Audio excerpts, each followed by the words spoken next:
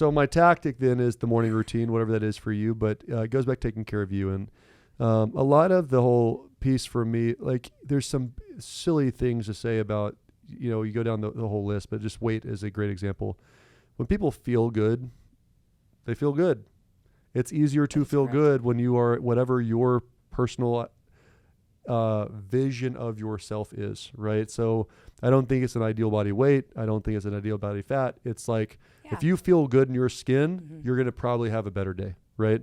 So if you don't feel good in your skin, whatever that is, then improve in that area. I think it'll bring you a little bit more centeredness on a daily basis too, right? I would agree with that big time. In that form, I mean, for the women out there, like if there's nothing that there's, let's see, how do you say this? Not having like not feeling good in an outfit or not being able to like figure out what you're going to wear in the morning, having to change 30 times, like will fuck up a day. Like, and then you're out the door with something that you're not comfortable in, and you're like, and you just don't feel good. So that's just a great example of like, it's not weight or anything. It's you're not feel good in your own skin. Don't feel good, and it really derails everything.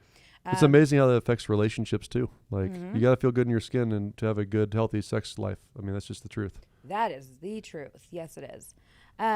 So, those are kind of more granular daily things, but also thinking outside, like from a bigger scope is, having something to look forward to, like a vacation. Love that. Doesn't have to be a huge, expensive, extravagant vacation. Couple days off. Yep.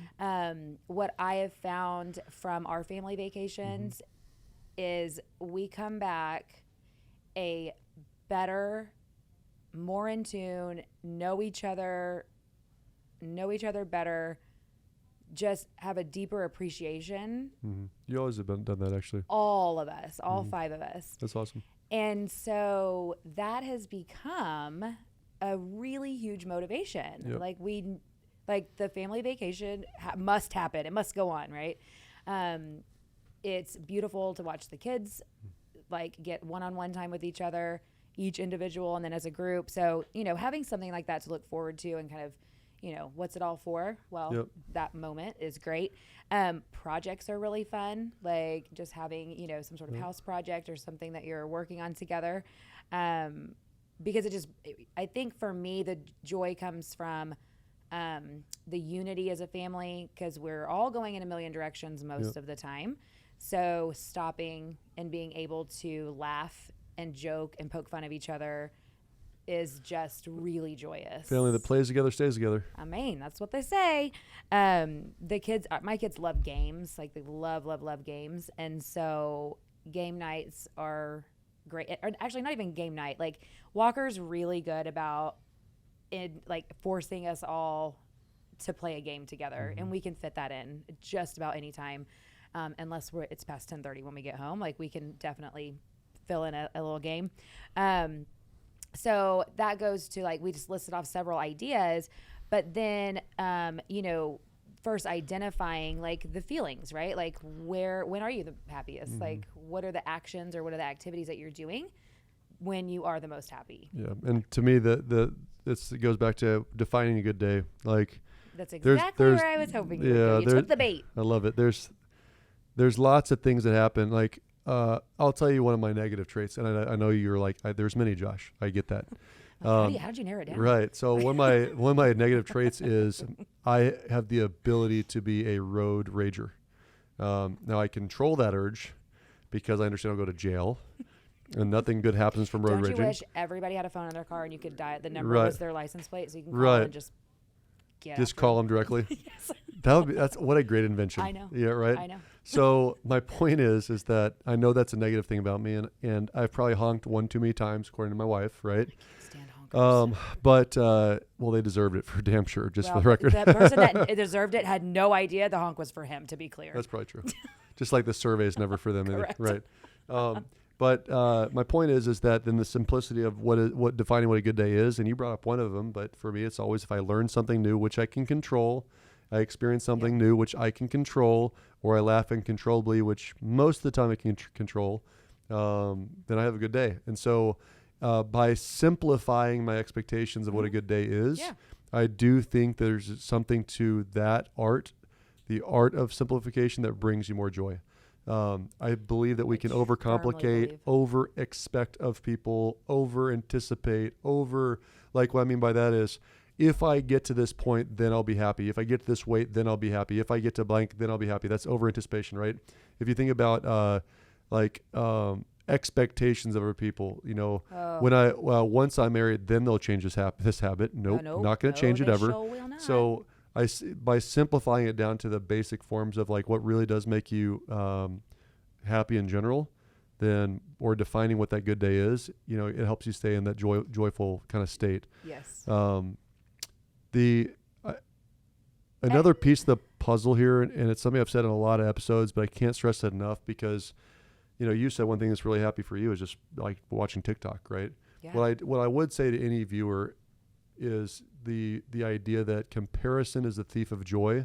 It cannot be more true in this time, in this space, in this era, right? Like, right. It is too easy to compare yourself to the other dancer, the other pretty person, the other. In that person, like if you're not the person that is like, you go girl, like rock on with your bad self, trying on freaking bathing suits and on camera for millions to see. If you can't be like, you're a badass, and feel nothing but like envy, then don't do it. Then do not do it. Yeah. Do not do it. That whole comparison to the thief of joy thing is the idea of you got to run your own race. And so to me, one of the things that keeps me in that joyous moment is like small accomplishments, small daily wins. Tactically, as simple as it sounds, to do a daily affirmation. Yeah. Like all those things work for me. Like, I'm going to lose weight, but I'm a healthy 40-year-old. Yeah. Right. Restating those things over and over and over and say them again and again and again, you can convince yourself of anything. I believe that firmly. And so I do believe that. And that goes really to, I'm a joyous person. If you convince yourself of that and say it again and again and again, it's amazing what your mind can do to you and help you in those areas. Yeah. When you go to avoidance doesn't help. That's one thing I would say that's like the anti-joy. When people avoid conversations or issues or they backburn problems, it always gets worse. It never gets better. And so that's one of those things to avoid. And I think that goes to like not understanding how to deal or even start the conversation of conflict, which is if you can remove the thought altogether that there was nothing intentional about someone's actions or what they did. Or what they said. Right. Like the intention was not to be cruel and hurtful or to be a jackass. Which 99% of the time is the truth. Is the truth. Then the only thing left is there was a misunderstanding. Yep. And that's the only thing that has to be cleared up. Or they made a mistake. Yep. Like, and so if you can get rid of that piece, it really is pretty freeing. Yep. Right? And then it goes to expectations.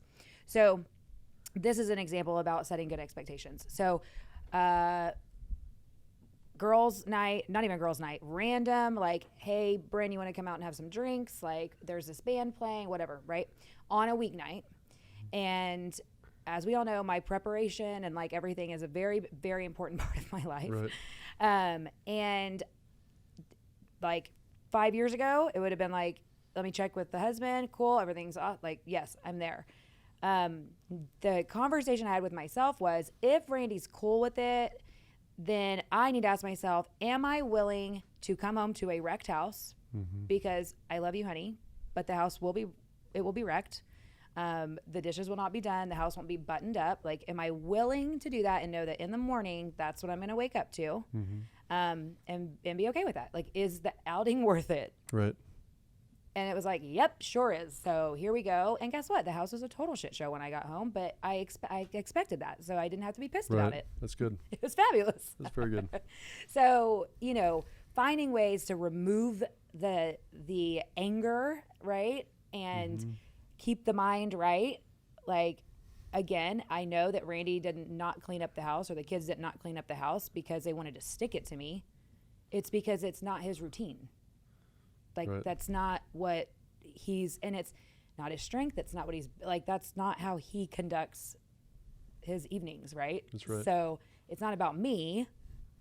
And so if you can remove that, I mean, I think that's, you know, like I Yep. said, it's freeing and it allows more joy to enter. I love it.